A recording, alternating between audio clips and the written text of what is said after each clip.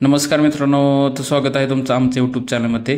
तर मित्रांनो, ह्या व्हिडिओमधून आपण बघणार आहोत की महाराष्ट्र सरकारने जी माझी लाडकी बहीण योजना सुरू केलेली आहे. तर त्या योजनेत आता 7 मोठे बदल त्यांनी केलेले आहेत. तर तेच बदल काय केलेले आहेत ते आपण ह्या व्हिडिओमधून जाणून घेऊयात. तर अर्थसंकल्पात अर्थमंत्री अजित पवार यांनी घोषणा केलेली होती मुख्यमंत्री माझी लाडकी बहीण योजनेची, आणि त्याच्या नोंदणीला 1 जुलैपासून सुरुवात झालेली आहे. मुख्यमंत्री लाडकी बहीण योजनेचा लाभ घेण्यासाठी महाराष्ट्रातील प्रत्येक जिल्ह्यात आणि प्रत्येक तालुक्यात महिलांची प्रचंड गर्दी केलेली आहे फॉर्म भरण्यासाठी. तर यातील अटींविरुद्ध विरोधकांनी निशाणा साधला आणि मुख्यमंत्री एकनाथ शिंदे यांनी विधानसभा अधिवेशनात बोलताना काही नियम शिथिल झाल्याचं सांगितलेलं आहे.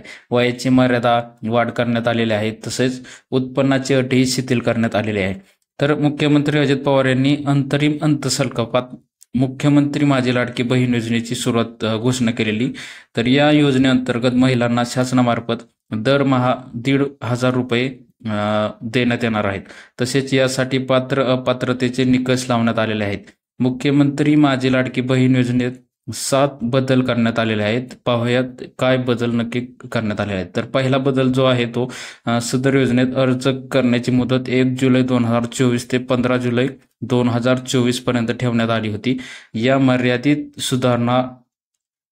मर्यादित सुधारणा करण्यात येत असून आता सदर मुदत 2 महिने वाढवण्यात आलेली आहे. तर ती दिनांक 31 ऑगस्ट 2024 पर्यंत लाभार्थी महिलांना अर्ज करता येणार आहे.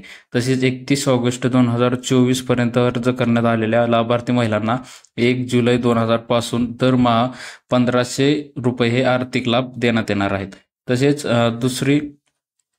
दुसरा जो बदल करण्यात आलेला आहे तो हा की या योजनेच्या पात्रतेमध्ये अधिवास प्रमाणपत्र आवश्यक असल्याचे नमूद करण्यात आले होते. आता लाभार्थी महिलेकडे अधिवास प्रमाणपत्र उपलब्ध नसेल तर त्याऐवजी 15 वर्षापूर्वीचे रेशन कार्ड, मतदान ओळखपत्र, शाळा सोडल्याचे प्रमाणपत्र, जन्मदाखला या 4 पैकी कोणतेही ओळखपत्र प्रमाणपत्र ग्राह्य धरण्यात येईल असं त्यांनी सांगितलेलं आहे. तर तिसरा बदल हा करण्यात आलेला आहे की जर 5 एकर शेतीची जी अट ठेवलेली होती ती आता वगळण्यात आलेली आहे.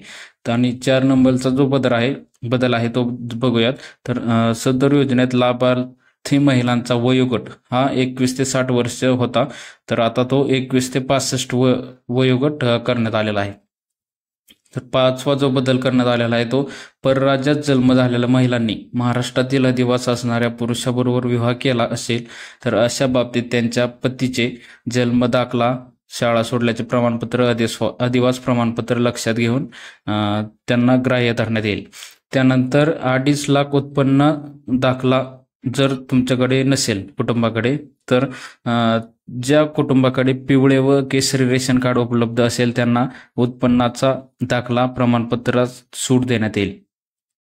त्यानंतर 7वा जो बदल करण्यात आलेला आहे तो महत्त्वाचा बदल बघू शकता तुम्ही की जर कुटुंबात एका पात्र अविवाहित महिलेला सुद्धा या योजनेचा लाभ देण्यात येणार आहे. म्हणजे जर तुमच्या कुटुंबात एखादी 21 वर्षापुढील जर मुलगी असेल तर तिला सुद्धा हा लाभ भेटेल.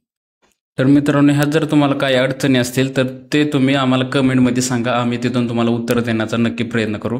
आणि जर चॅनलवरती नवीन असाल तर चॅनलला सबस्क्राईब आणि व्हिडिओला पण लाईक करा, जेणेकरून असेच नवनवीन आणि माहितीशीर व्हिडिओ तुम्हाला पोहोचत राहतील. धन्यवाद.